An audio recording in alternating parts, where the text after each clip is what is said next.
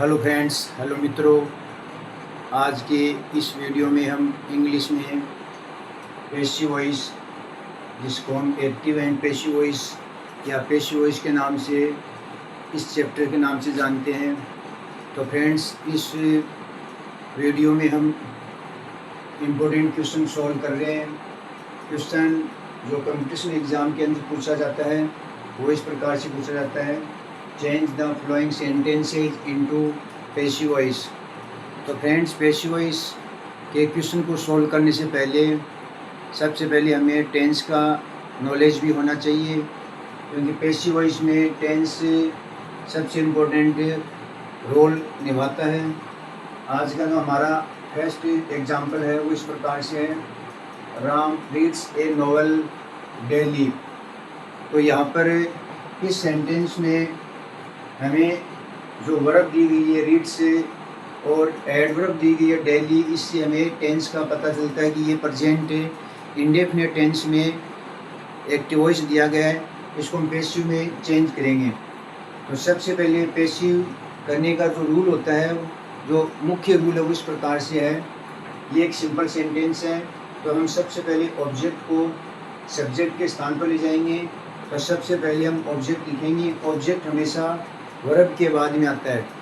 तो मित्रों, ऑब्जेक्ट कहाँ आता है? हमेशा वर्ब के बाद में ऑब्जेक्ट आता है। तो सबसे पहले हम ऑब्जेक्ट लिखेंगे ए नोवेल। सबसे पहले ऑब्जेक्ट लिखेंगे ए नोवेल। उसके बाद में हमें यहाँ एच वी की आवश्यकता होगी। H V present indefinite tense के यदि पैसिव बनाते हैं तो H V is am are use लेते हैं। तो यहाँ एच वी ए नोवेल एक सिंगुलर नाउन है, तो यहाँ पर एच वी आ जाएगी इज। उसके बाद में वर्ब की थर्ड फॉर्म का यूज करेंगे। तो रीड की थर्ड फॉर्म रेड होती है, तो यहाँ पर वर्ब की थर्ड फॉर्म हम रेड लिखेंगे। थर्ड फॉर्म के बाद में जो रूल है बाई शब्द का प्रयोग करेंगे। थर्ड फॉर्म के बाद में बाई शब्द का प्रयोग किया जाएगा और बाई के बाद में हम सब्जेक्ट को ऑब्जेक्ट के स्थान पर लिखेंगे। तो यदि नाउन है तो नाउन को हम बाई के बाद में नो चेंज लिखेंगे। प्रोनाउन आता है तो प्रोनाउन को हम चेंज करेंगे। तो यहाँ बाई और हमारा जो नाउन है सब्जेक्ट है वो ऑब्जेक्ट के रूप में यहाँ राम नाउन को वापस लिख देंगे। अंत में हम जो डेली एडवर्ब है उसको वापस अंत में लिख दिया जाएगा। तो इस प्रकार पैसिव बन जाएगा, a novel is read by Ram daily. अब मित्रों, हम सेकेंड एग्जाम्पल सोल्व करेंगे। I bought a scooter yesterday. इस सेंटेंस में एडवर्ब का प्रयोग किया गया यस्टरडे और वर्ब की सेकंड फॉर्म का प्रयोग किया गया। तो ये सेंटेंस पास्ट इंडेफिनिट टेंस में। तो पास्ट इंडेफिनिट टेंस की यदि हम पैसिव करेंगे तो एच वी वॉज वर्ब का यूज करेंगे। रूल के अनुसार पहले ऑब्जेक्ट लिखेंगे ए स्कूटर। सबसे पहले ऑब्जेक्ट लिखेंगे ए स्कूटर। उसके बाद में एच वी हम यहाँ पर ये सिंगुलर के रूप में है, ए स्कूटर तो वॉज एच वी आ जाएगी। उसके बाद में वर्ब की थर्ड फॉर्म का प्रयोग करेंगे। बॉट यहाँ सेकंड फॉर्म है तो थर्ड फॉर्म भी यहाँ बॉट आ जाएगी। सबसे पहले ऑब्जेक्ट लिख दिया हमने, फिर वॉज, वर्ब की थर्ड फॉर्म बॉट, वर्ब की थर्ड फॉर्म आ जाएगी बॉट। उसके बाद में थर्ड फॉर्म के बाद में बाई शब्द का प्रयोग करेंगे, जैसा कि हमने फर्स्ट एग्जाम्पल में किया था। थर्ड फॉर्म के बाद में बाई शब्द और बाई शब्द के बाद में सब्जेक्ट लिखेंगे। सब्जेक्ट यहाँ प्रोनाउन है तो उसको ऑब्जेक्ट के रूप में लिखते समय उसका आई का ऑब्जेक्ट बनाएंगे मी और अंत में यस्टरडे लिखेंगे। अंत में एडवर्ब को वापस उसी स्थान पर यस्टरडे लिख दिया जाएगा। तो अंत में लिखेंगे बाई मी यस्टरडे। तो इस प्रकार से यह हमारा पैसिव बन जाता है, a scooter was bought by me yesterday. उसके बाद में हम next example number third solve करेंगे। She is reading a story now. यह सेंटेंस प्रेजेंट कंटीन्यूअस टेंस का है। यहाँ एच वी इज दी गई है, आई एन जी फॉर्म दी गई है और एडवर्ब के रूप में नाउ दिया गया है। तो यह सेंटेंस प्रेजेंट कंटीन्यूअस टेंस में है, तो इसका पैसिव बनाएंगे। तो सबसे पहले ऑब्जेक्ट लिखेंगे ए स्टोरी। ऑब्जेक्ट एक सिंगुलर नाउन है प्रेजेंट कंटिन्यूअस की जब पेशिव बनती है तो एच वी उसी टेंस में इज एम आर यूज करेंगे। तो यहाँ पर एच वी का प्रयोग होगा इज। अब पेशिव बनाते समय यदि प्रेजेंट कंटिन्यूअस की पेशिव बना रहे हैं तो आई एन जी फॉर्म को बिंग में चेंज करेंगे, बिंग के रूप में लिखेंगे इज बिंग। एच वी के बाद में बिंग लिखा जाएगा। उसके बाद में वर्ब की थर्ड फॉर्म रेड है तो उसका थर्ड रूप हो जाएगा red, third form red. Third form के बाद में बाई का प्रयोग करेंगे, थर्ड फॉर्म के बाद में बाई का प्रयोग करेंगे और बाई के बाद में सब्जेक्ट लिखेंगे। तो सब्जेक्ट में दिया गया है सी। यहाँ सी एक प्रोनाउन है तो उसको ऑब्जेक्ट में चेंज करेंगे तो सी का ऑब्जेक्ट हो जाएगा हर, बाई हर, इसको लिखेंगे। अंत में एडवर्ब लिख देंगे, बचा हुआ शेष नाउ अंत में आ जाएगा। तो इस प्रकार से यह हमारा पेशिव बन जाता है a story is being red by her now. इसके बाद में next example number 4, who teaches you English. यह सेंटेंस एक इंट्रोगेटिव सेंटेंस WH वर्ड से स्टार्ट हो रहा है। यदि WH वर्ड में हु का प्रयोग किया गया है तो हु वाले WH वर्ड के पेशिव बनाते समय हु को सबसे पहले बाई हुम में चेंज करेंगे। मित्रों यहाँ पर डबल ऑब्जेक्ट दिए गए हैं। फर्स्ट ऑब्जेक्ट है यू और सेकंड ऑब्जेक्ट है इंग्लिश। यहाँ दो ऑब्जेक्ट आ रहे हैं, इनडायरेक्ट ऑब्जेक्ट यू और डायरेक्ट ऑब्जेक्ट इंग्लिश। तो यहाँ पेशिव भी दो बन जाएंगे, इनडायरेक्ट और डायरेक्ट ऑब्जेक्ट से। तो ऑब्जेक्ट यहाँ दो ऑब्जेक्ट दिए गए, ऑब्जेक्ट फर्स्ट यू और ऑब्जेक्ट सेकंड है इंग्लिश। तो हम फर्स्ट ऑब्जेक्ट से पहले पेशिव बनाते हैं। पहले सबसे पहले हु को बाई हुम में चेंज करेंगे। तो फर्स्ट एग्जांपल हम इस प्रकार से लिखेंगे, सबसे पहले बाई हुम लिखेंगे, उसके बाद में एच वी। ये सेंटेंस प्रेजेंट सिंपल टेंस में, यहाँ पर वर्ब की फर्स्ट फॉर्म में ES लगा हुआ टीचेज, तो ये प्रेजेंट इंडेफिनिट टेंस जैसा हम पहले सोल्व कर चुके हैं फर्स्ट एग्जांपल। तो यहाँ H V is am are का यूज होगा। ऑब्जेक्ट हम यू के अनुसार इसको पेशिव बना रहे हैं तो यू के अनुसार एच वी का प्रयोग होगा आर। एच वी कौन सी आएगी? आर आएगी। उसके बाद में एच वी के बाद में ऑब्जेक्ट लिखेंगे। फर्स्ट ऑब्जेक्ट के अनुसार हम चेंज करें तो ऑब्जेक्ट आ जाएगा यू। फॉर्मूला इस प्रकार से होता है, सबसे पहले बाई हुम लिखेंगे, उसके बाद में एच वी लिखेंगे, ऑब्जेक्ट हमने फर्स्ट यूज किया है, उसके बाद में वर्ब की थर्ड फॉर्म आएगी। तो टीच की थर्ड फॉर्म होती है टोट। टीच की थर्ड फॉर्म का प्रयोग करेंगे टोट। ये आ गई वर्ब की थर्ड फॉर्म टोट। और थर्ड फॉर्म के बाद में सेकंड ऑब्जेक्ट को हम वापस लिखेंगे इंग्लिश। जो एक डायरेक्ट ऑब्जेक्ट है उसको हम वापस लिख देते हैं थर्ड फॉर्म के बाद में इंग्लिश। अंत में क्वेश्चन मार्क अवश्य लगाएंगे। इंट्रोगेटिव सेंटेंस का पेशिव इंट्रोगेटिव ही बनता है, तो अंत में क्वेश्चन मार्क लगाना बहुत ज़रूरी है। अब इसका सेकंड जो हम आंसर करेंगे वो सेकंड ऑब्जेक्ट से करेंगे इंग्लिश के अनुसार। रूल वही है, सबसे पहले हु को बाई हुम में चेंज करेंगे। तो सबसे पहले लिखेंगे बाई हुम सबसे पहले लिखेंगे, उसके बाद में एच वी। अब हम सेकंड ऑब्जेक्ट इंग्लिश के अनुसार पेशिव बना रहे हैं। प्रेजेंट सिंपल टेंस में H V is am are, हमारे पास 3 एच वी। तो इंग्लिश एक सिंगुलर नाउन है तो यहाँ पर एच वी का प्रयोग होगा इज। फिर ऑब्जेक्ट लिखेंगे इंग्लिश, ऑब्जेक्ट इंग्लिश लिखेंगे।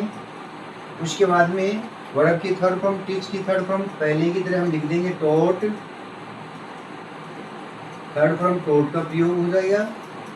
थर्ड फॉर्म के बाद में फर्स्ट ऑब्जेक्ट को जो इनडायरेक्ट ऑब्जेक्ट उसको वापस लिखेंगे। इनडायरेक्ट ऑब्जेक्ट को वापस लिखते समय उसके पहले टू का प्रीपोजिशन का प्रयोग अवश्य करेंगे और फिर जो इनडायरेक्ट ऑब्जेक्ट है उसको हमें टू यू के रूप में लिख देंगे। अंत में क्वेश्चन मार्क लगा देंगे। तो इस प्रकार इस सेंटेंस एग्जाम्पल में जो हु टीचेज यू इंग्लिश, इसके डबल ऑब्जेक्ट के कारण यहाँ पेशिव भी 2 प्रकार से बनी है। नेक्स्ट एग्जाम्पल है आई कैन स्पीक इंग्लिश। इस सेंटेंस में मॉडल का यूज किया गया। तो मॉडल की पैसिव बनाते समय उसी मॉडल को हम पैसिव में यूज करते हैं। मॉडल हमेशा HV का काम करते हैं सेंटेंस में, तो मॉडल को वापस लिखते समय उसमें बी का यूज करेंगे। रूल वही है। सबसे पहले ऑब्जेक्ट देखेंगे, ऑब्जेक्ट हमेशा वर्ब के बाद में आता है, तो वर्ब स्पीक के बाद में ऑब्जेक्ट इंग्लिश है, तो हम सबसे पहले लिखेंगे ऑब्जेक्ट इंग्लिश। मॉडल से जब पैसिव बनती है तो मॉडल जो दिया गया उसी को वापस लिखेंगे, तो कैन को हम वापस लिख देंगे कैन, और इसके बाद में बी अवश्य लगाएंगे, तो कैन को हम कैन भी लिखेंगे। उसके बाद में वर्ब की थर्ड फॉर्म लिखेंगे। स्पीक की थर्ड फॉर्म मित्रों स्पोकन होती है, स्पीक, स्पोक, स्पोकन, तो थर्ड फॉर्म लिख देंगे स्पोकन।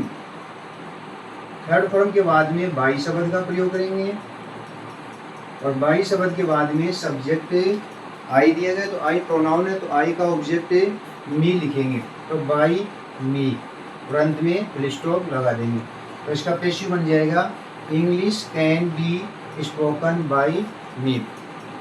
तो फ्रेंड्स फिर से ये कह रहा हूँ कि सबसे पहले टेंस का हमें नॉलेज अच्छा होना चाहिए, टेंस के अनुसार ही पैसिव बनती है। नेक्स्ट एग्जांपल नंबर 6 है, when do you play football. यह सेंटेंस प्रेजेंट इंडेफिनिट में यहाँ HV डू दी गई है, वर्ब की फर्स्ट फॉर्म दी गई है, तो ये प्रेजेंट इंडेफिनिट टेंस में है, तो यहाँ पर WH और व्हेन से हम पैसिव बनाएंगे। हु से हम पहले बना चुके हैं। एग्जांपल नंबर 4, हु को हमने बाई होम में चेंज किया था। शेष जो WH वर्ड होते हैं उन्हें जो कहते हो वापस पैसिव में स्टार्ट करते हैं। तो सबसे पहले हम दिया गया WH वर्ड व्हेन लिखेंगे, उसके बाद में फॉर्मूला है HV लिखो। HV हम प्रेजेंट इंडेफिनिट में पैसिव बना रहे हैं, तो HV इज MR का यूज करेंगे। ऑब्जेक्ट है यहाँ फुटबॉल, तो फुटबॉल सिंगुलर सब्जेक्ट होता है, उसको हम सब्जेक्ट के रूप में लिख रहे हैं, तो ये एक सिंगुलर नाउन है, तो HV का प्रयोग होगा इज। HV के बाद में हमारे रूल के अनुसार ऑब्जेक्ट आएगा, ऑब्जेक्ट है फुटबॉल। ऑब्जेक्ट के बाद में ऑब्जेक्ट को हमने सब्जेक्ट के रूप में लिख दिया है, सब्जेक्ट के स्थान पर। फिर लिखेंगे वर्ब की थर्ड फॉर्म, तो वर्ब यहाँ दी गई है प्ले, तो प्ले का थर्ड रूप होता है प्लेड। वर्ब की थर्ड फॉर्म हो जाएगी प्लेड, और थर्ड फॉर्म के बाद में रूल के अनुसार बाई शब्द का प्रयोग करेंगे। बाई शब्द के बाद में सब्जेक्ट देखेंगे यू, और यू को हम ऑब्जेक्ट के रूप में यू लिखेंगे बाई यू। उसके बाद में अंत में क्वेश्चन मार्क लगाएंगे। इंट्रोगेटिव सेंटेंस का पैसिव इंट्रोगेटिव प्रश्नवाचक ही लिखा जाता है, तो अंत में क्वेश्चन मार्क अवश्य लगाएंगे। तो पैसिव इस प्रकार से हो जाएगा, when is football played by you. Next example देखते हैं, ओपन द विंडो। तो मित्रों इस सेंटेंस में सबसे पहले ओपन वर्ब की फर्स्ट फॉर्म दी गई है, तो वर्ब की फर्स्ट फॉर्म से जो सेंटेंस होता है स्टार्ट, उसको इम्परेटिव सेंटेंस कहा जाता है, आज्ञार्थक वाक्य या आज्ञासूचक वाक्य। इम्परेटिव सेंटेंस जो वर्ब की फर्स्ट फॉर्म से सेंटेंस होता है उसकी पैसिव बनाने का जो फॉर्मूला होता है, सबसे पहले लेट शब्द लिखेंगे, सबसे पहले लेट शब्द लिखेंगे, लेट के बाद में ऑब्जेक्ट लिखेंगे, ऑब्जेक्ट वर्ब के बाद में हमें ऑब्जेक्ट दिया गया है द विंडो, ऑब्जेक्ट लिखेंगे लेट के बाद में द विंडो। तो मित्रों यहाँ जो हम फॉर्मूला दे रहे हैं सूत्र इस प्रकार है, सबसे पहले लेट लिखेंगे, फिर ऑब्जेक्ट लिखेंगे, ऑब्जेक्ट के बाद में बी शब्द का यूज करेंगे, और बी के बाद में वर्ब की थर्ड फॉर्म का प्रयोग करेंगे। तो ओपन की थर्ड फॉर्म होती है ओपनड, ओपन की थर्ड फॉर्म ओपनड लिख देंगे। थर्ड फॉर्म के बाद में यदि वाक्य में कुछ शेष बचा हुआ है तो लिखेंगे, नहीं तो अंत में थर्ड फॉर्म के बाद में फुल स्टॉप लगा देंगे। तो इस प्रकार से इम्परेटिव सेंटेंस जो वर्ब की फर्स्ट फॉर्म से स्टार्ट होते हैं उनकी पैसिव बनती है लेट, ऑब्जेक्ट लिखेंगे द विंडो, फिर बी लगाएंगे, अंत में वर्ब की थर्ड फॉर्म का यूज करेंगे। नेक्स्ट एग्जांपल है डोंट मेक ए नॉइज। यह सेंटेंस भी एक इम्परेटिव सेंटेंस है, डोंट वाले वाक्य कहलाते हैं, या इनको डू नॉट या डोंट से और अंत में फुल स्टॉप लगा होता है, तो ये इम्परेटिव सेंटेंस होते हैं। डोंट वाले वाक्य का जो फॉर्मूला होता है वह भी लेट की तरह ही लिखते हैं। सबसे पहले लेट शब्द लिखेंगे, लेट के बाद में ऑब्जेक्ट लिखेंगे। यहाँ इस सेंटेंस में वर्ब है मेक, वर्ब की फर्स्ट फॉर्म मेक है, और मेक के बाद में ऑब्जेक्ट है ए नॉइज, शोर। डोंट मेक ए नॉइज, शोर मत करो। तो यहाँ ऑब्जेक्ट है ए नॉइज, तो लेट के बाद में ऑब्जेक्ट लिखेंगे ए नॉइज। ऑब्जेक्ट के बाद में जैसे हमने पिछले एग्जाम्पल में ओपन द विंडो में हमने लिखा था लेट ऑब्जेक्ट और बी। यहाँ पर डोंट शब्द को जब हम पैसिव बनाते समय हटा देंगे तो नेगेटिव आंसर करेंगे, तो बी के साथ पहले नोट का यूज करेंगे। बी को हम नोट बी के रूप में लिखेंगे। यहाँ पर नोट का ध्यान रखना होगा, नोट के बाद में ही बी लगाएंगे। फिर वर्ब की थर्ड फॉर्म आएगी, मेक की थर्ड फॉर्म मेड होती है, MEADE, make made made. Second third same होती है, तो मेक की थर्ड फॉर्म मेड लिख देंगे और अंत में फुल स्टॉप लगा देंगे। तो इस प्रकार पैसिव बन जाती है let a noise not be made, शोर नहीं किया जाना चाहिए। नेक्स्ट एग्जाम्पल है please kindly remember a poem. तो ये सेंटेंस भी प्लीज या काइंडली से जब सेंटेंस शुरू होता है तो वह भी इम्परेटिव सेंटेंस ही होता है। तो इम्परेटिव सेंटेंस की एक पहचान ये भी होती है कि वाक्य प्लीज या काइंडली से स्टार्ट होता है तो उन्हें भी इम्परेटिव सेंटेंस कहते हैं। अब तक हमने दो सेंटेंस पढ़ लिए। इम्परेटिव सेंटेंस वर्ब की फर्स्ट फॉर्म से स्टार्ट होना, डोंट शब्द से स्टार्ट होते हैं, और प्लीज और काइंडली से स्टार्ट होते हैं। ये तीन प्रकार के हो गए। एक लेट शब्द से भी स्टार्ट होता है, वो भी इम्परेटिव होता है, वो हम नेक्स्ट वीडियो में करेंगे सोल्व इसके क्वेश्चन। तो यहाँ प्लीज काइंडली वाले वाक्यों का जो फॉर्मूला होता है वो इस प्रकार से है कि प्लीज या काइंडली में से एक शब्द हमें देंगे, उससे हम पैसिव बनाते समय उनको हटा देंगे। तो प्लीज काइंडली शब्द को हटाने के बाद इसका एक फॉर्मूला होता है, वो इस प्रकार से होता है यू आर रिक्वेस्टेड टू।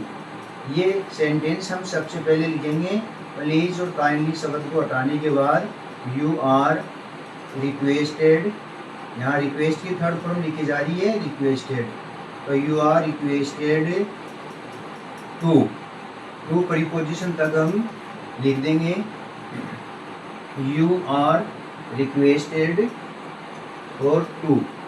ये हमने प्लीज काइंडली शब्द को हटाने के बाद लिखा है। उसके बाद में जो प्लीज काइंडली के बाद जो सेंटेंस दिया गया है कि वो इसमें वर्ब की फर्स्ट फॉर्म से उस शेष वाक्य को ज्यों कहते हो टू के प्रीपोजिशन के बाद हम वापस लिख देंगे रिमेंबर ए पोएम, ज्यों कहते हो लिख दिया जाएगा। तो ये हमारा पैसिव बन जाएगा।